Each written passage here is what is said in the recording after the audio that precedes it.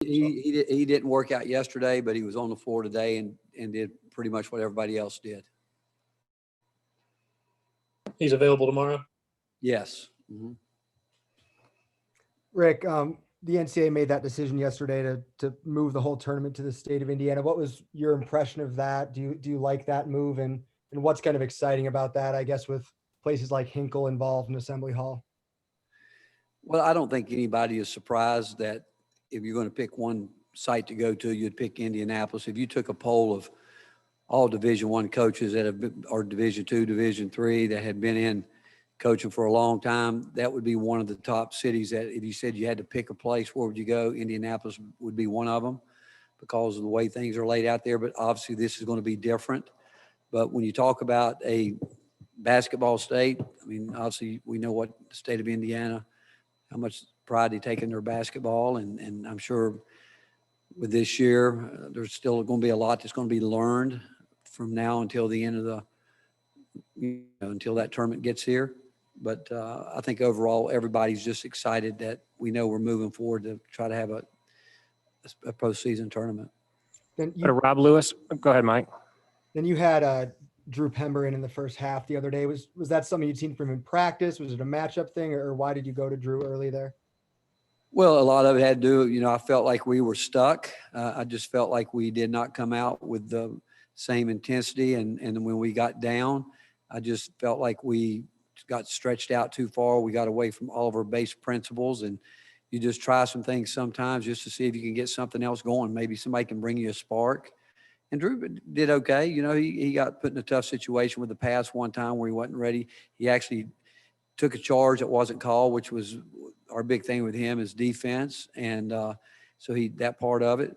But overall, we actually tried everything just to see if we could get a spark from somebody to kind of try to jolt us out of where we were, but we never could get anything going. Go to Rob Lewis, then Bob Holt. Coach, just, watching the film, what was the film session like on Sunday, and how do you feel like your guys have responded to your message after that game? Well, as you can imagine, it was tough because you know what? They have to look at it again and see the things that we didn't do well, and I think they saw that we didn't do anything well. And again, I don't want to take away anything from Alabama. They won the game, and but nothing that we practiced, nothing that we try to do, did we resemble that. Now, with that said, we had a ton of wide open shots that we missed, and we didn't shoot the ball well from the free throw line. We missed shots at the rim, missed dunks, missed tip ins. But believe me, we got a lot of wide open shots. They're going to make some threes. That's what they do. But it wasn't the threes that bothered us so much from a coaching staff standpoint. It was the getting blown by the rim shots where we had stopped helping each other in the gaps. And that's, again, we got frozen and we weren't simply concentrating, thinking what we need to do. And we can't play like that. Yeah, Rick, hey, it's Bob Hope from the Arkansas Democrat. Is that how you doing? Good. Hey, I wanted to ask a couple things about your defense. I know you guys are only giving up 55 points on average. What's the key to that? And yesterday, Eric Musselman talked about Bob Kloppenberg. I guess he'd read an article where you guys have adopted some of his principles. And Eric said he went to his camps like 4 or 5 years, and his Kloppenberg coach with his dad. I got to admit, it wasn't a guy I was familiar with, but how have you used the Bob Kloppenberg effect, I guess, or influence or whatever? Well, to be quite honest with you, from the time that I got into coaching, I would say that, the defense is what we've done. And through the years, maybe not so many maybe not as many defensive breakdown drills, because we used to break it down any and every way you could. And then when Mike Schwartz came back to be a part of our staff here, and Mike and I were talking about it, and I told him, I said, hey, we can take the defense to another level. You can take it and run with it. He's the guy that made the contact with Bob, and they've developed a friendship. Obviously, Eric would know him from his time in the NBA, and through, I'm sure, Eric's father, who was probably, during that time were, two of the terrific coaches. And but Mike Schwartz is, if you know anything about Mike, he's like a sponge. He never stops trying to learn. He's always looking back, and I talk often how much older coaches that are no longer coaching that have had a tremendous influence on my life in a lot of different things. And I think the key to all this is if you ever stop trying to learn, you might as well quit. And that's the one thing we try to do every year, look at what we do defensively or offensively and see how we can make it better. Mike himself has done a great job of, taking the defense and running with it. And like I said, he's had phone conversations with Bob. Yeah, and I think he's 93. How cool is that a guy who's in his 90s is still, helping out people like yourself? Well, I think it's really cool because, I think if you talk to anybody that knew Bob, they would tell you that, he was a pure basketball man. That's what he loved. You talk about him at Tex Winters, and you go back to those guys that stayed in the game for a long time, long after, whether they were assistant coaches, long past when people thought, because coaches, head coaches want that kind of knowledge around them. They've seen a lot. They've seen it all. Maybe not all, because we keep seeing something new every day, but they had seen a lot. But the fact is, they are people that you love having around. My college coach was a tremendous influence on me after I left college, because Coach Hodges just loved the game, and his enthusiasm was, until we lost him, he was as big a fan as anybody that we had. But just to have someone that that's older, that's been around it, you can just run some things by, knowing that one, you're going to get the truth, and but I think it is neat. I do. And I would tell you, I know how much Mike enjoys talking to him, but I also know that I'm sure that Bob enjoys having the chance to still talk basketball with someone like Mike. Thanks. Teresa Walker. Go ahead, Bob. Well, I got a couple more, but let your other guys get in. If there's time, I'll punch back in. Thanks. All right, we'll go to Teresa and then Ryan. Rick, some coaches are liking the casual dress on the sidelines, and even when restrictions ease and fans are back, that a couple are saying, I'm going to stick this way, forget the suits. Have you even thought about that? Do you like being casual, or are you looking forward to maybe getting back into a suit? Oh, I like casual. There's no doubt I like the casual, and where it's especially good is on the road, because, you don't have to change if like you need to, because we would always change before we got back on the bus or the plane coming back. But I like it. I do. I would be lying to you if I didn't. Back in the day, a lot of people felt like you might not be showing the respect for the game if you're not doing what came before you. But I go back when I was young and watching professional football. I remember watching Vince Lombardi, Paul Brown. I think every head coach in the NFL, they would be decked out with tie, but you don't see it anymore. So I remember Tom Landry, they all had their deal. But now, and you think about baseball, they come out in a baseball uniform and do their deal that way. And the way we are now really is pretty much the way we are every day in practice. So I like it, to be quite honest with you. I really do. With some of Eve's foul trouble and John's struggles the other night, you got an extended look at Josiah at DeFore. What were some things with that lineup that you liked and maybe didn't like as well? Well, obviously didn't like the fouls that Eve picked up, but he didn't get to play with a little bit over 20 minutes, and that hurt us a lot. And then, but with Josiah, it's just things we're working on now. We're not totally where we want to be with that lineup, but we're doing a little bit more each day. And we like it when Eve's out there, because we do feel like when Eve moves to the 5, that gives us a chance to be our best defensive team, and where we can still do the switching that we want to do late clock.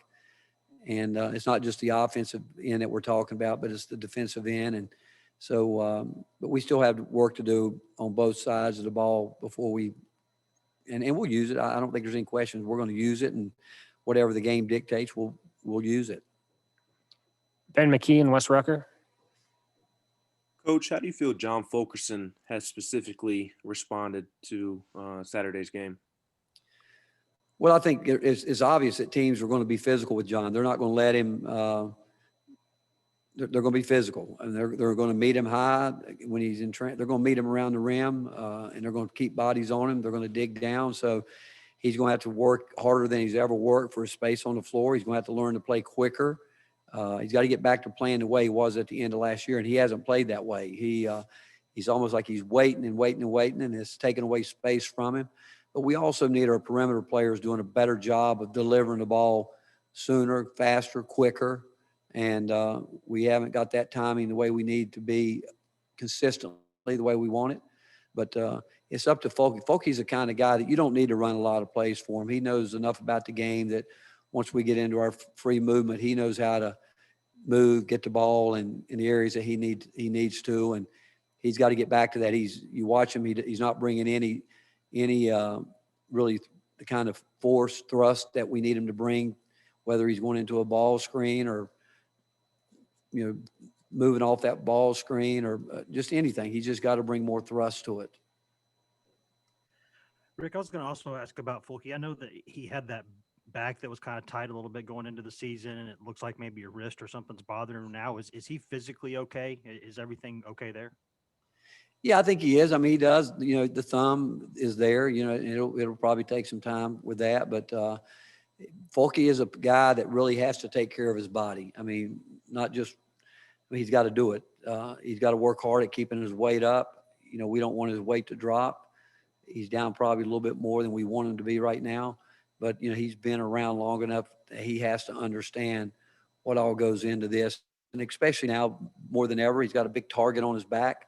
He's going to get game plan for first and foremost, I would say. And that means that he's going to have to deal with not just his opponent that's guarding him, but there's going to be a lot of eyes on him when he gets the ball. Vince, then we'll take another one from Bob Holt. Rick, speaking of game plan, do you anticipate with the way Alabama was able to get to the basket and drive past your perimeter guys that even if opponents moving forward don't shoot the three as frequently as Alabama does, that will be a plan against you guys to try to drive you and kick out for threes? Well, that had been the plan for everybody. And the problem is everybody we played this year has tried to do that, but we did our work in our gaps. We didn't do it the other day. We weren't helping anybody with the ball. And when you look back at it, when you're switched, you got to be there to help you got to be in your gap early. You can't be guarding your man in, try to help and get back to a 3-point shooting team. You get where you're supposed to be to start with. So that one, they don't see the floor wide open. And then two, you're there ready to make a play in the gap. But we'd played against other teams that had driven the ball, but we had much better support defense. We had none whatsoever against Alabama. And teams that shoot threes are going to shoot threes, and you can't stop them shoot them. And I've told many teams of ours in the past, 15 threes won't beat you. You just can't let them have their threes and other things that you can't give them. Yeah, Rick is Bob again. Arkansas has been a pretty good offensive team, but they were horrible the other day. Shot like 26%, 3 of 23s on layups. Watching that Mizzou game, what was your take on them? And kind of assuming they get back to being more like themselves, what sort of challenges do they present for your defense? Well, just like teams that shoot it, the challenge every night. I could go back and tell you, it's a game of making misses. I mean, the other night we really had a lot of wide open shots with good players, guys like Santi and guys that we want to shoot it. And when you're playing against a team like Arkansas, who's got 3 terrific guards that averaging double-figure points, that they have the ability to put up big numbers. And what you hope is that you defend them well enough where they don't get comfortable, where you could tell the other day the way we were playing, Alabama got zoned in. They put us back on our heels, and we deserved it because we weren't doing anything that we should be doing. But I think, again, when you look at Arkansas and you said it, Eric does a terrific job. He's going to pick his matchups he wants to go after. He does a great job with the analytics, wanting to push guys certain ways. He's going to play all that. Like we know good and well they're going to get on Santi's left shoulder and try to make him go. I mean, they'll be on his left side, just daring him to go right, and they'll do that with other players that they want to do it with. So it's a matter of us doing what we need to do to combat that. But in our league, I think on any given night, you look around, and I go back to this, not everybody's had a chance to get everything going the way they want to. It's still early in the year. And so if you're not ready to play, you're going to get beat. I don't care what people think it should happen, because there's teams in this league that are capable to beat anybody, not just in our league, but anywhere in the country. Do you expect them to shoot better than they did last game just because they couldn't have 2 games like that in a row? Well, I go into every game expecting people to shoot well. That's probably one of the biggest fears you have as a coach when you're going to play against somebody that shoots a lot of threes. One thing we know, the three is a great equalizer. And like I said, we've won games where teams have shot 15 threes through the years and made 15. But what that does, it maybe keeps the game close, on edge, where you got to go down and answer some way, somehow. But that doesn't mean you can't give them 15 threes, then put them on the free throw line more than you get there. And Arkansas does a great job. And I think it's one of their big deals is trying to get, they want to shoot more free throws, make more free throws than you shoot. And so they work hard at getting fouled, but you can't give a 3-point shooting team that fouls and then baskets at the rim. So, and you've got to take care of the ball. You got to make sure that you're getting your opportunities on the other end. I said one more. Pond, he's obviously the defensive player of the year coming back. What makes him so good? And you really don't, at least I don't think of a 6'6" guy as being a big time shot blocker, but he is. What makes him so good, and how does he, for being kind of mid-sized, how does he get all those block shots? I think what makes him so good at it, I think he enjoys doing it. I think that he really does. I mean, he shows his athletic ability there. He does have a great timing, and he did a great job Saturday. He got a couple tough calls, but he's learned how to really do it without fouling, to be honest with you. He's really good at it. But it's something that I think he truly enjoys doing. I mean, he takes pride in wanting to defend and rebound the ball, and we call them fix-it plays where we know that he will come over to do it. And I've said in the past, we need more guys to help us with fix-it plays and not just always rely on Eve. Thanks. Thank you. Rob Lewis and Mike Wilson. Coach, just what are a couple of things that are at the top of your scouting report for Arkansas that you should be aware of? They're fast, Rob. They're fast, and like I said, really, really extremely well coached. And so it's going to be a high-paced game, and they'll shoot it quick, and they'll shoot it. If they feel like they've got a shot that they've worked on with their individual work and all that, they're going to shoot it. So getting matched up early is really, really important. We're going to have to, again, guard the drive because they're going to try to get fouled. They're going to drive the ball hard. They're going to test us that way, and then we're going to have good recovery defense. But going to have to rebound the ball with those long shots, long rebounds, and we simply are going to have to be ready to play a high-level defensive game because regardless of what they did last game, they've proven they can put up a lot of points. And I mentioned this. I think Eric does a terrific job of picking who he wants and where he wants them and how he wants it something done. If he wants to pick on somebody or two people, whatever it may be. And then on the other end, we've got to be a whole lot better than we were offensively the other night. I'm hoping that talking about them not shooting it well, we didn't shoot it well. I'm hoping that we have a good night shooting the basketball. Yeah, Rick, how do you go about preparing for Arkansas? I mean, I don't know if any team had more turnover than they did in the offseason. Are they still a similar team with all those guys gone, or are there a lot of differences from what you guys saw last year? No, I think that, again, they got three, their guards, oh boy, between them, over 45 points, somewhere in there. I know they got three guys in double figures that can go get a bunch early. They put pressure on you by the way they drive the ball. And Eric, he's a guy that with his experience, he's going to play the analytics, but he's also going to look hard at, like you look at the other night, I'm sure they'd love to get us in some ball screen actions where they get us a switch and get the matchup they want and things like that. So we've simply got to get better with what we do. And I will tell you, after watching the game, I was obviously pretty upset with Folke after the game, but, watching them on tape defensively wasn't nearly as bad as I felt at that point in time after the game.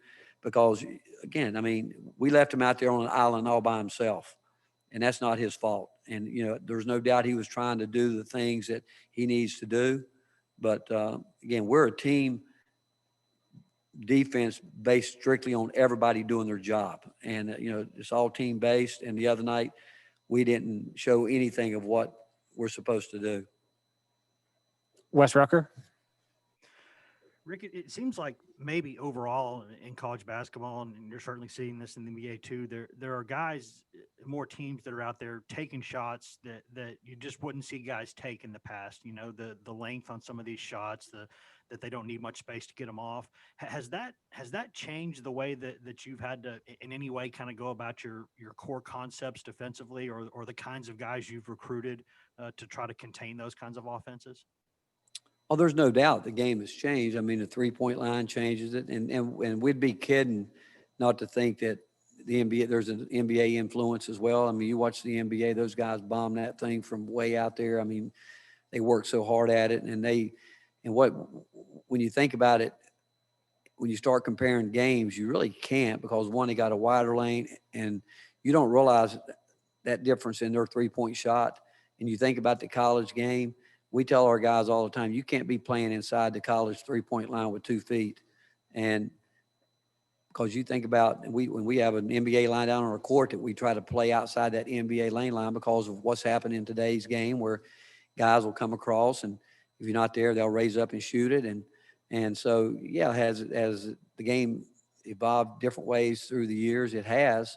And, but yet, you know, you see different things every year going on in the NBA. And I think there are guys, we all watch it because we know it's the highest level of basketball. It's the best players in the world. They do it, 365, 7 days a week, terrific coaches that, you learn, again, you can learn a lot. You not only there, but I can tell you this, I've gone into high school gyms, and I've learned things like I mentioned, we talked about Bob Klockenberg earlier. I had 2 great coaches that I worked with, Gary Williams and Wimp Sanderson, have had a great influence on me. Some of the things that they do, we still do. We do it today. I mean, I got a little bit of both of that. But you have to continually keep making yourself. I think you look around right now, you look at it in the football, you look at what's happening there. I've kept up enough with Nick Saban's comments where he made the comment that he's not sure that great defense wins championships anymore. Time of possessions maybe is not as important as it needs to be because you're trying to score quicker.